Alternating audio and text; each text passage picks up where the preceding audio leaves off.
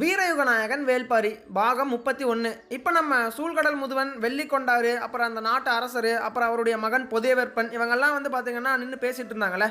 அப்போ தான் நம்ம சூழ்கடல் முதுவன் சொல்கிறாரு, இந்த மாதிரி நான் வந்து எங்கள் ஊர்லேருந்து இந்த பாண்டிய நாட்டுக்கு வர்றதுக்கு எவ்வளோ கிலோமீட்டர் நாங்கள் தாண்டி வரோம், அந்த வரைபடம் என்ன, கடலில் எங்கெங்கெல்லாம் நாங்கள் பிரயாணிக்கிறோம், அப்புறம் இங்கே நாங்கள் வாங்கிட்டு போகிற பொருட்களெல்லாம் அங்கே எந்த விலைக்கு நாங்கள் விற்கிறோம் அப்படிங்கிற மாதிரியான விஷயங்களெல்லாம் நான் சொல்கிறேன் அப்படிங்கிற மாதிரி சொல்ல, உடனே அங்கே இருக்கிறவங்க எல்லாருமே ரெடி ஆகுறாங்க. ஆஹா, ஒரு நல்ல மேட்ரை சொல்கிறாரப்பா அப்படின்னு சொல்லிட்டு எல்லாரும் ரெடி ஆகும்போது தான் கரெக்டாக நம்ம சூழ்கடல் முதுவன் இருந்துட்டு, இருங்க நான் போயிட்டு திசை வேளாரையும் கூப்பிட்டுட்டு வந்துடுறேன், ஏன்னா அவர் தான் இந்த ஒரு இடத்துக்கு ரொம்ப முக்கியமாக தேவைப்படுறாருங்கிற மாதிரி அவரை கூப்பிட்றதுக்கு போயிடுறாங்க. அப்போ தான் இந்த பக்கம் நம்ம அந்தோனை காட்டுறாங்க. அந்தோன் வந்து பார்த்தீங்கன்னா அந்த மேலே டிராயிங் பண்ணிட்டு இருந்தாங்கல்ல, ஓவியங்கள் வரைஞ்சிட்டு இருந்தாங்கல்ல, அந்த விண்மீன்களை அதையவே பார்த்துட்டு உட்காந்துக்கிட்டு இருக்கான்.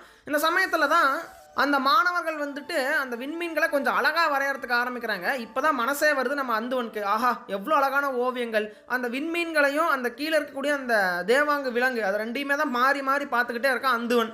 அவனுக்கு பொறுத்த வரைக்கும் சீக்கிரமாக இந்த ஓவியங்களை முடிச்சுட்டு இந்த பாண்டரங்கத்தை விட்டு முதல்ல வெளியே போகணும்டா அப்படிங்கிற ஒரு நோக்கத்தில் தான் நம்ம அந்துவன் உட்காந்துக்கிட்டு இருக்கான். இப்போ அப்படியே வந்து பார்த்திங்கன்னா நம்ம வெள்ளிக்கொண்டாரையும் முசுகுந்தரையும் வந்து பார்த்தோன்னா காட்டுறாங்க. அவங்க வந்து பார்த்தீங்கன்னா நம்ம சூழ்கடல் முதுவன் வந்துட்டு திசை வேளரை கூப்பிட்றதுக்காக போயிருக்கார்ல, அந்த கேப்பில் ஒரு விஷயத்த பேசிக்கிறாங்க. என்ன அப்படின்னா, ஆஹா பாப்ரிகோன் அழகிகளை தான் நாம் யவன அழகிகள்னு நினச்சிக்கிட்டு இருந்தோம், ஆனால் கிடையாது போல அப்படிங்கிற மாதிரி மறுபடியும் அழகிகள் பற்றி தான் பேசிக்கிட்டு இருந்தானுங்க அந்த வெள்ளிக்கொண்டாரும் முசுகுந்தரும். அப்போ தான் நம்ம சூழ்கடல் முதுவன் வந்துட்டு நம்ம திசைவேளரை கூப்பிட்டுட்டு வந்துடுறாரு. அப்போ நம்ம அரசர் கேட்குறாரு, அதாவது இதுக்கு முன்னாடி அழகிகள் பற்றி அவங்க பேசிகிட்டு இருந்தாங்கல்ல நம்ம வெள்ளிக்கொண்டாரும் அப்புறம் முசுகுந்தரும், அதனால் நம்ம அரசருமே இப்போ கேட்குறாரு முதுவன் கிட்ட, என்ன அப்படின்னா யவன அழகிகள்லேயே ரொம்ப அழகியான அந்த கிளாசரினாவை நீங்கள் பார்த்துருக்கீங்களா அப்படின்னு சொல்லிட்டு கேட்குறாரு நம்ம அரசர். அதுக்கு நம்ம முதுவன் சொல்கிறாரு, நான் பார்த்தேன், நேற்று வந்துட்டு அந்த சடங்கு நடந்துட்டு இருக்கும்போது அவங்க அறையில் தான் உட்காந்துட்டு இருந்தாங்க, அவங்களுடைய அழகு வந்து பார்த்தீங்கன்னா அந்த இமை ரொம்ப அழகாக இருந்துச்சு, கண் இமைகள் அப்படின்னு சொல்லிட்டு சொல்கிறாரு நம்ம முதுவன். அப்போ தான் நம்ம அரசர் உணர்றாரு, என்ன அப்படின்னா ரொம்ப தூரத்தில் தான் அந்த கிளாசரினா அப்படிங்கிற பொண்ணு வந்து உட்காந்துக்கிட்டு இருந்திருக்கா, அதுவும் இடது புறத்தில் பெருசாக யார் கண்களுக்கும் தெரியாத மாதிரி உட்காந்துக்கிட்டு இருந்திருக்கா. ஆனால் அரசருக்கு பக்கத்தில் தான் நம்ம சூழ்கடல் முதுவன் வந்து அன்றைக்கி உட்காந்துருந்தாரு. அங்கே உட்காந்துக்கிட்டே அவர் அவ்வளோ தூரத்தில் இருந்த அந்த ஒரு பொண்ணை பார்த்து அவளுடைய இமைகள் அவ்வளோ அழகாக இருந்துச்சுன்னு சொல்கிறாரு அப்படிங்கிற மாதிரி யோசிக்கிறாரு. அந்தளவுக்கு அவருடைய கண் வந்து அவ்வளோ பவராக இருந்திருக்கோ அப்படிங்கிற மாதிரி யோசிச்சுக்கிட்டு இருக்காரு நம்ம அரசர். இந்த சமயத்தில் தான் திசைவேளரும் அங்கே வந்துட்டார், மற்றவங்க எல்லாருமே கூடி நின்றுட்டுருக்காங்க. கண்டிப்பாக வந்துட்டு நம்ம முதுவன் சூழ்கடல் முதுவன் வந்துட்டு நிறையா விஷயங்களை சொல்ல போகிறாரு. அதாவது அவங்க எங்கேருந்து பயணித்து வராங்க, அப்புறம் அவங்க ஊரில் வியாபாரமெல்லாம் எப்படி இருக்குங்கிற விஷயத்தெல்லாம் சொல்ல போகிறாரு. கண்டிப்பாக இந்த ஒரு மீட்டிங் வந்துட்டு நம்ம நாட்டுக்கு மிகப்பெரிய ஒரு முன்னேற்றத்தை கொடுக்க போகுது அப்படிங்கிற ஒரு நோக்கத்தில் எல்லோரும் சுற்றி நின்றுக்கிட்டு இருக்காங்க. அந்த சமயத்தில் தான் நம்ம சூழ்கடல் முதுவன் வந்துட்டு பார்த்தீங்கன்னா தன்னுடைய வரைபடத்தை எடுத்து காட்டுறாரு. அங்கே பார்த்தோன்னே தெரிஞ்சு போச்சு அது யவன வரைபடம் அப்படின்னு சொல்லிட்டு. அங்கே இருக்கிறவங்கெல்லாம் சுற்றி நின்று பார்க்குறாங்க இவங்க எப்படி பயணித்து வராங்கன்னு சொல்லிட்டு. அந்த கடலில் இவங்களுடைய பயணத்தை வந்து பார்த்தீங்கன்னா ஒவ்வொரு இடமா வந்துட்டு எக்ஸ்பிளைன் பண்ணிட்டே வராரு நம்ம சூழ்கடல் முதுவன். அதாவது அவங்க வந்து பார்த்தீங்கன்னா அந்த நிலப்பரப்பை, அதாவது கடலை வந்து பார்த்தீங்கன்னா தங்கள் அப்படின்னு சொல்லிட்டு பிரிப்பாங்களாம். அதாவது இப்போ யவன நாட்டிலிருந்து பாப்ரிகோன் அப்படிங்கிற அந்த நாட்டு வர்ற வரைக்கும் ஒரு தங்கள், அந்த பாப்ரிகோன்லேருந்து வேற ஒரு ஊருக்கு போகிற வரைக்கும் இன்னொரு தங்கள், அந்த ஊர்லேருந்து நம்ம பாண்டிய நாட்டுக்கு வர்றது இன்னொரு தங்கள் அப்படின்னு சொல்லிட்டு தங்களாக வந்து பார்த்தோன்னா பிரிப்பாங்களாம். அது வந்து ஒரு வார்த்தைன்னு வச்சுக்கோங்க. அப்போ தான் நம்ம சூழ்கடல் முதுவன் சொல்லிக்கிட்டே வராரு, யவன நாட்டிலிருந்து நாங்கள் ஸ்ட்ரைட்டாக வந்துட்டு பாப்ரிகோனுக்கு வருவோம், அங்கே வந்துட்டு சில அடிமைகளை மாற்றுறதா இருந்தால் மாற்றிக்குவோம், அல்லது கொஞ்ச நாள் தங்குறதா இருந்தால் கூட அந்த பாப்ரிகோனில் தான் நாம் தங்குவோம். அங்கேருந்து கொஞ்சம் கடந்து வந்தோம்னா இந்த இடத்துல வந்து பார்த்திங்கன்னா பயங்கரமான கடல் கொள்ளையர்கள் இருப்பாங்க. அந்த இடத்துக்கு பேர் மங்களகிரி அப்படின்னு சொல்லுவாங்க. அங்கே கடல் கொள்ளையர்கள்கிட்டருந்து தப்பிச்சு வர்றதே பெரிய பாடாக போயிடும் அப்படிங்கிற மாதிரியுமே சொல்கிறாரு. இந்த மாதிரி அவங்களுடைய பயணம் எவ்வளோ தூரம், எவ்வளோ நேரம் அந்த பயணம் எடுத்துக்கும், எந்தெந்த ஊருக்கெல்லாம் அவங்க போயிட்டு வருவாங்கன்னு சொல்லிட்டு தெளிவாக எக்ஸ்பிளைன் பண்ணுறாரு நம்ம சூழ்கடல் முதுவன். அப்போ தான் நம்ம வெள்ளிக்கொண்டார் சொல்கிறாரு, இந்த மாதிரி இன்னும் சில தங்கல்களை நம்ம உருவாக்கணும் நமக்காக. அதாவது இந்த பயணத்துக்கு நடுவில் நிறைய தீவுகள் மாதிரிலாம் இருக்கும்ல, அங்கெல்லாம் நிறைய கோட்டைகளை நம்ம எழுப்பணும். அப்போ தான் அங்கேயும் சில அடிமைகளை தங்க வைக்க முடியும். அதுவும் இல்லாமல் நாமளும் வந்துட்டு பார்த்திங்கன்னா அந்த பயணத்துக்கு நடுவில் அப்பப்போ தங்கிட்டு வர முடியும். இந்த மாதிரி நிறையா விஷயங்களை நம்ம மேற்கொண்டு செய்யலாம். அதாவது யவனர்களும் பாண்டியர்களும் இப்போ ஒன்றா சேர்ந்துட்டோம்ல, இதுக்கு மேலே அந்த கடல் வணிகத்தை இன்னும் பெருசாக நம்ம கொண்டு போகலாங்கிற மாதிரி ஐடியா கொடுக்குறாரு நம்ம வெள்ளிக்கொண்டார்.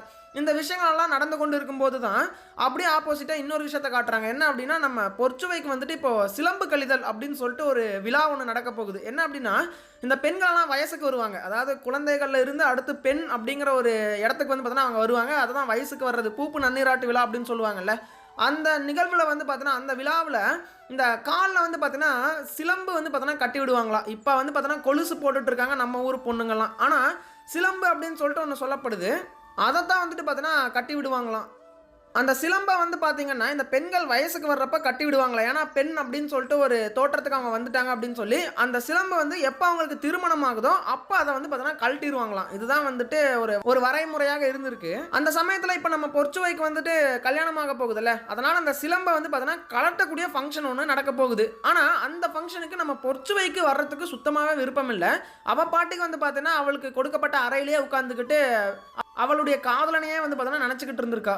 வெளிய எல்லாருமே வந்து பார்த்தீங்கன்னா, ரொம்ப வெயிட் பண்ணிட்டுருக்காங்க. சரி கூப்பிடுங்க, பொற்சுவைய கூப்பிடுங்க. பொற்சுவை வந்தான்னா சடங்கு ஆரம்பிச்சிடலான்னு சொல்லிட்டு வெளிய எல்லாருமே ரெடியா இருக்காங்க. ஆனா, நம்ம பொற்சுவை மட்டும் வெளியவே வரமாட்டேங்கிறாங்க. உடனே வந்துட்டு நம்ம பொற்சுவையுடைய தோழி சுகமதி அவ வந்து பார்த்தோன்னா, வெளிய வந்துட்டு இந்த மாதிரி பொற்சுவைக்கு இன்னும் மேக்கப்லாம் பண்ண வேண்டியது இருக்கு. ஒப்பனைகள் எல்லாம் இன்னும் முடியல. அதெல்லாம் செய்ய வேண்டியது இருக்கு அப்படிங்கிற மாரி சொல்ல, அந்த சடங்கு செய்றவங்க, அந்த பெரியவங்கலாம் வந்துட்டு, "இல்லம்மா நேரமாயிடுச்சு. ஒப்பனைகளெல்லாம் போதும். அவங்கள வந்து உட்கார சொல்லுங்க." அப்படிங்கிற மாரி சொல்ல, உடனே நம்ம சுகமதிக்கு என்ன பண்றதுன்னே தெரியல. உள்ள போய் பார்த்தா அவ வரமாட்டேங்கிறா. இங்க வெளிய வந்து பார்த்தா இவங்க சீக்கிரம் வர சொல்றாங்க. உடனே நம்ம சுகமதி ஒரு பிளான் பண்ணிட்டா. என்ன அப்படின்னா, நம்ம இளவரசி அதாவது பொற்சுவை கூப்பிட்டு வர்றதுக்காக சில பணிப்பெண்கள் வந்து பார்த்தோன்னா அறைக்குள்ள போயிருப்பாங்க. அந்த பணிப்பெண்கள் கிட்ட சில பெட்டிகள கொடுத்து, "நீங்க வெளிய போய் அந்த சடங்கு செய்யறதுக்காக உட்கார்ந்துகிட்டு இருக்காங்கல்ல, அவங்க கையில குடு." அப்படிங்கிற மாரி சொல்லிடுறா நம்ம சுகமதி. உடனே அந்த பணிப்பெண்களும் வந்து பார்த்தீங்கன்னா, அந்த பெட்டிகள தூக்கிட்டு வந்து அந்த பெரியவங்க கையில குடுத்துர்றா. அப்படி குடுத்த உடனே அந்த பெரியவங்கலாம் வாங்கி அந்த பெட்டிய ஓப்பன் பண்ணி பார்த்தா, உள்ள வந்து பார்த்தோன்னா, சில பண ஓலைகள் வந்து பார்த்தோன்னா இருக்கு. அந்த பண ஓலைய அப்படியே விரிச்சு பார்க்குறாங்க. விரிச்சா வந்து பார்த்தீங்கன்னா, அந்த பண ஓலைகள் எல்லாத்துலயுமே நடுவுல முத்துக்கள் வந்து பார்த்தோன்னா பதிக்கப்பட்டிருக்கு. அத பார்த்த உடனே அந்த எல்லாருமே வந்து பார்த்தோன்னா என்ன சொல்றாங்கன்னா, "ஆஹா! இந்த ஒரு பனை ஓலைக்கே வந்து பார்த்தோன்னா, இவ்ளோ முத்துக்கள பதிச்சு இவ்ளோ கிராண்டா கொண்டு வராங்களே! அப்ப நம்ம இளவரசி பொற்சுவைக்கு ஒப்பனைகள் எவ்வளோ கிராண்டா பண்ணுவாங்க. அப்ப கண்டிப்பா நேரம் எடுக்கத்தானே செய்யும். அதுவும் இல்லாம அவங்களுடைய கால் சிலம்புல இருக்கக்கூடிய அந்த பரல்கள், அந்த பரல் அப்படின்னு சொல்லுவாங்க.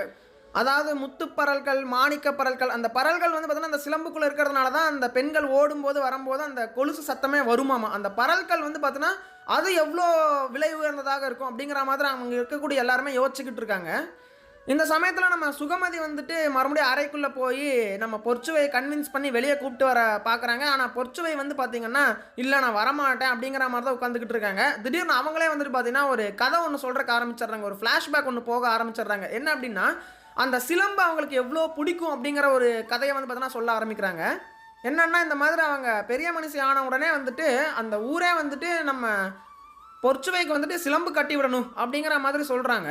அப்ப வந்துட்டு நம்ம பொற்சுவையுடைய அப்பா வந்துட்டு என்ன சொல்லிடுறாருன்னா, இருக்கிறதுலே விலை உயர்ந்த பரல்கள வச்சு தான் அந்த சிலம்ப தயாரிக்கணும். ஏன்னா, என்னுடைய மகள் பொற்சுவைக்கு வந்து பார்த்தீங்கன்னா, சிலம்பு கட்ட போறோம். இருக்கிறதுலே விலை உயர்ந்ததாக அது இருக்கணும். அதுவும் இல்லாம அதில நெறைய பெனிஃபிட்ஸ் இருக்கணும் அந்த பரல்கள்ல அப்படிங்கிற மாதிரியுமே ஆர்டர் போட்டுர்றாரு.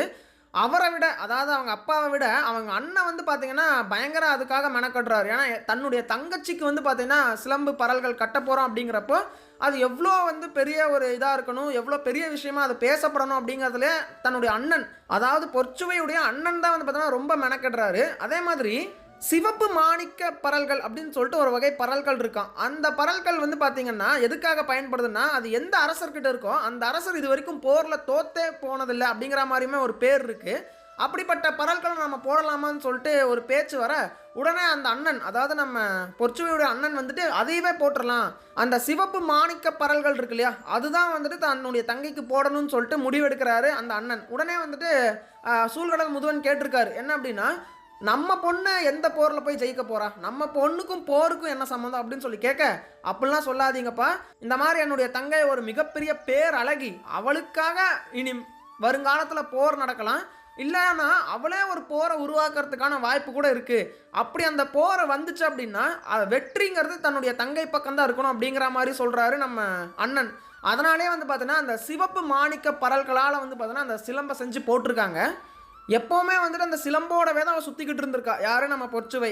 தன் பெரிய மனுஷி ஆனதுலருந்து இப்ப கல்யாணம் பண்ற வரைக்கும் அந்த சிலம்போடவே தான் அவ சுத்திக்கிட்டு இருந்திருக்கா. அந்த சத்தம் வந்தாலே போதும், பொற்சுவை தான் வரா அப்படின்னு சொல்லிட்டு எல்லாருக்குமே தெரிஞ்சிருமா. அதுவும் இல்லாம அந்த சிலம்பு அவளுக்கு ரொம்ப ரொம்ப பிடிக்குமா. அதனால இப்ப கூட அந்த நீவி குடுத்துக்கிட்டே தான் வந்து பார்த்தீங்கன்னா, பேசிக்கிட்டே இருக்கா நம்ம பொற்சுவை.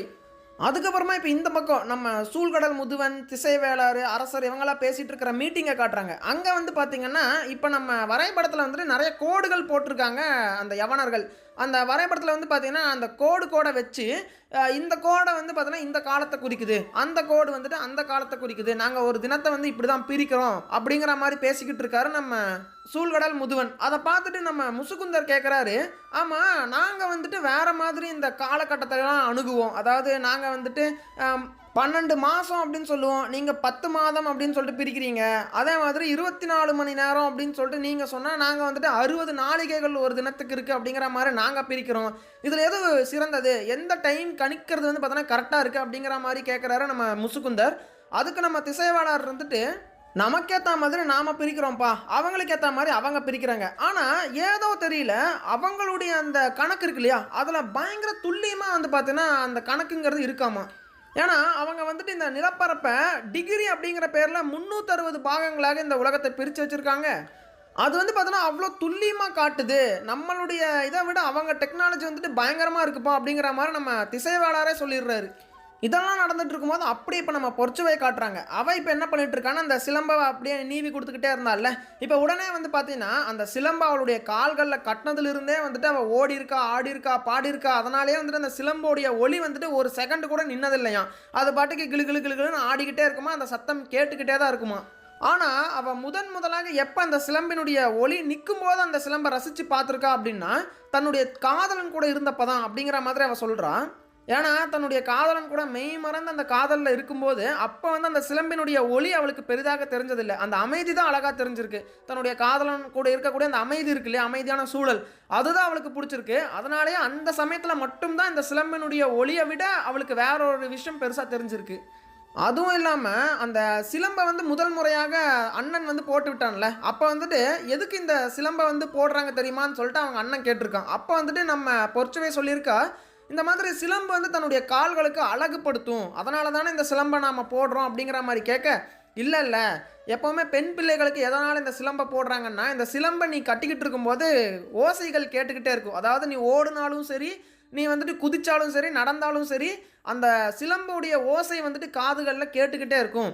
அப்படி இருக்கும்போது நீ ஏதாவது ஒரு பையனை காதலிச்சு அந்த பையன் கூட நைட்டோட நைட்டாக நீ ஓடிடலான்னு நினச்சேன்னு வச்சுக்கோவேன், அந்த இரவு நேரத்தில் அமைதியாக இருக்கும் ஊரே, அந்த சமயத்தில் நீ எந்திரிச்சு ஓடலான்னு பார்த்தீங்கன்னா அப்போ வந்துட்டு காலில் இருக்கக்கூடிய அந்த கொலுசுடைய சத்தம் வந்து எங்களுக்கு கேட்டுரும், அப்போ உன்னை வந்து பக்குன்னு பிடிச்சிருவோம், அதனால தான் உங்களுக்கு இந்த சிலம்பே கட்டி விட்றோன்னு சொல்கிறாரு அந்த அண்ணன். அதை கேட்ட உடனே நம்ம பொறுச்சவைக்கு பயங்கரமான ஷாக்கு, அட பாவிகளா, இதுக்கு தான் இந்த கொலுசை கட்டி விட்றீங்களாடா சிலம்புன்ட்டு, நான் கூட என் மேலே இருக்கக்கூடிய ஏதோ பிரியத்தில் கட்டி விடுவீங்களோ, இல்லை வந்துட்டு என்னுடைய கால்களை அழகுப்படுத்துறதுக்காக கட்டி விட்றீங்களோன்னு நினச்சேன், ஆனால் இதுக்கு பின்னாடி இப்படி ஒரு வரலாறு இருக்குன்னு நான் சுத்தமாக எதிர்பார்க்கவே இல்லடா அப்படிங்கிற மாதிரி சொல்கிறாங்க நம்ம பொறுச்சுவை. இது வந்து தன்னுடைய அண்ணன் ஒரு நகைச்சுவைக்காக சொன்னானா, இல்லை இந்த சிலம்பு கட்டுறதுக்கு வேறு ஏதாவது ஒரு அர்த்தம் இருக்கா அப்படின்னு சொல்லிட்டு அப்போதைக்கு நம்ம பொறுச்சவைக்கு பிடிபடலை. இருந்தாலும் தன்னுடைய அண்ணன் வந்து ரொம்ப கஷ்டப்பட்டு அந்த சிவப்பு மாணிக்க பரல்கள் கொண்டு அந்த சிலம்பை உருவாக்கியிருக்காங்க இல்லையா, அதுக்காகவே வந்து பார்த்தோன்னா கட்டிக்கிட்டு இருந்திருக்கா. அந்த சிலம்புனாலும் ரொம்பவுமே பிடிச்சிருக்கு. ஆனால் உண்மையாகவே அந்த சிலம்பை எதுக்காக கட்டுறாங்க, இந்த மாதிரி நைட்டோட நைட்டாக அந்த பொண்ணு எந்திரிச்சு யாராவது கூட ஓடி போயிடக்கூடாது அப்படிங்கிறதுக்காக தான் கட்டுறாங்களா, இல்லை வேறு ஏதோ காரணம் இருக்குமான்னு சொல்லிட்டு அந்த சின்ன வயசில் நம்ம பொறுச்சுவைக்கு பெருசாக பிடிபடலை.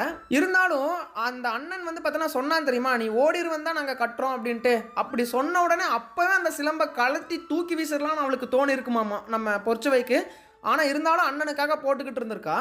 இப்போ வந்து பார்த்தீங்கன்னா அவள் ஆசைப்பட்ட தன்னுடைய காதலனும் வந்து பார்த்தோன்னா அவகிட்ட இல்லை, அதே மாதிரி அவங்க அண்ணனும் வந்து பார்த்தோன்னா இப்போ அவள் கூட இல்லை, அவங்க அண்ணனும் வந்து பார்த்தோன்னா ஏதோ வெளியூருக்கு போயிருக்கான் போல், ஏதோ போருக்காக. இப்படி இவங்க 2 பேருமே இப்போ இந்த இடத்துல இல்லை.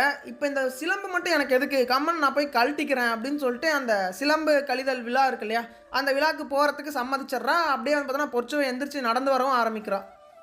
இப்போ அப்படியே மறுபடியும் நம்ம சூழ்கடல் முதுவனுடைய மீட்டிங்கை காட்டுறாங்க. அங்கே வந்துட்டு பார்த்தீங்கன்னா இவங்கெல்லாம் பிளான் போட்டாங்கல்ல, இந்த மாதிரி நம்ம ஊரில் இருந்து அந்த பாப்ரிகோன் போகிற வரைக்கும் எந்த பிரச்சனையும் இல்லை, அந்த பாப்ரிகோனை தாண்டி போகிறது தான் பிரச்சனை அப்படிங்கிற மாதிரி முதுவன் சொல்ல, அப்போ நிறையா தங்கல்களை நம்ம உருவாக்கி அங்கே நிறைய மாளிகைகளை கட்டலாம் அப்படிங்கிற மாதிரி வெள்ளிக்கொண்டாருமே சொன்னார்ல. இப்போ அந்த விஷயத்தை பற்றி தான் டிஸ்கஸ் பண்ணிட்டுருக்காங்க. என்ன அப்படின்னா, இந்த பயணத்தில் மிகப்பெரிய ஒரு சேலஞ்ச் என்ன அப்படின்னா, இந்த திசையை வந்து பார்த்தோன்னா ஒரு சில சமயத்தில் கண்டறிய முடியறது இல்லையா. என்ன அப்படின்னா, நம்ம எந்த திசையில் போயிட்டுருக்கோம், இப்போ தான் வந்துட்டு காம்பஸ் இருக்குது, நார்த்து சவுத்து ஈஸ்ட்டு வெஸ்ட்டுன்னு காட்டும் இல்லையா, ஆனால் அந்த காலத்தில் அதெல்லாம் கிடையாது.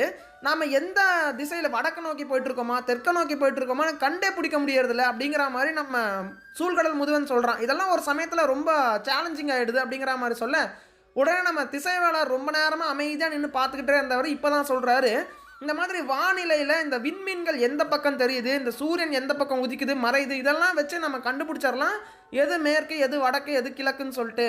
அப்படிங்கிற மாதிரி நம்ம திசைவேளார் சொல்ல, அதுக்கு நம்ம சூழ்கடல் முதுவன் இருந்துட்டு இல்லைங்க இந்த விண்மீன்கள் வச்செல்லாம் வந்து கண்டுபிடிக்கிறதெல்லாம் சாத்தியமே இல்லை. ஏன்னா இந்த இரவு நேரத்தில் ஒரு சில விண்மீன்களெல்லாம் வந்துட்டு கரெக்டாக கண்ணுக்கே தெரிய மாட்டேங்குது. அது ஏதோ ஒரு பக்கம் மின்னிக்கிட்டு கிடக்குது. அதை வச்சு கரெக்டாக ஆராய்ஞ்சு வந்தால் தப்பான திசையில் கூட நம்ம போக வேண்டியதாக இருக்குது. இந்த மாதிரி தான் 3 மாதத்துக்கு முன்னாடி ஏதோ ஒரு கப்பல் அனுப்பிச்சி விட்ருக்கானுங்களாம். அந்த கப்பல் வந்துட்டு திசையே தெரியாமல் ஏதோ திக்குமுக்காடி அது எங்கேயோ போயிடுச்சான். இன்னும் அந்த கப்பல் எங்கே இருக்குன்னே தெரியலையாம். அந்த மாதிரி ஒரு 3 கப்பல் மிஸ் ஆயிடுச்சு கடலில். இந்த திசை அறியறது ரொம்ப கஷ்டமாக இருக்குங்கிற மாதிரி நம்ம சூழ்கடல் முதுவல் சொன்னேன். அட 3 மாதத்துக்கு முன்னாடி பயங்கரமாக காற்றடிச்சிட்டு இருந்த காலம் பாது. அதனால் நடுக்கடலுக்கு அது போனாலும் அந்த நடுக்கடலில் பயங்கரமாக காற்று இருந்திருக்கும். அந்த காற்று வந்து பார்த்திங்கன்னா வேற ஒரு திசைக்கு அவங்கள கொண்டு போயிருக்கும். அவங்க ஒரு திசையை நினச்சி போனாங்கன்னா அந்த காற்று வேற ஒரு திசையில் பின்னாடி தள்ளி அவங்கள வேற ஒரு பக்கமாக கொண்டு போயிருக்கும். பரவாயில்ல, எந்த பிரச்சனையும் இல்லை. கண்டிப்பாக வந்துட்டு நடுக்கடலில் இருந்து அது ஒரு தீவுக்கு தள்ளி விட்டுருக்கும் அந்த காற்று. அவங்க கண்டிப்பாக வந்துட்டு ஏதோ ஒரு தீவில் போய் பாதுகாப்பாக தான் இருப்பாங்க அப்படிங்கிற மாதிரி சொல்கிறாரு திசைவேளர். இல்லைங்க அப்படியெல்லாம் எதுவுமே நிகழவே இல்லை. ஏன்னா ரொம்ப நாள் தேடியுமே அந்த கப்பல்களை கண்டுபிடிக்க முடியல அப்படிங்கிற மாதிரி நம்ம சூழ்கடல் முதுவனுமே சொல்லிடுறாரு. ஓ, அப்போ உங்களுக்கு வந்து அந்த விண்மீன்கள் கண்ணுக்கு தெரிய மாட்டேங்குது, அதே மாதிரி சூரியன் உதிக்கிறது மறையாது அதை வச்சு உங்களால் திசை கண்டுபிடிக்க முடிய மாட்டேங்குது அப்படின்னா, நீங்கள் அது இல்லாமல் வேறு ஏதோ ஒரு விஷயத்தை வச்சு திசையை அறியக்கூடிய ஒரு புது டெக்னிக்கை தான் நீங்கள் உருவாக்கி ஆகணும் அப்படிங்கிற மாதிரி சொல்கிறாரு நம்ம திசைவேளர்.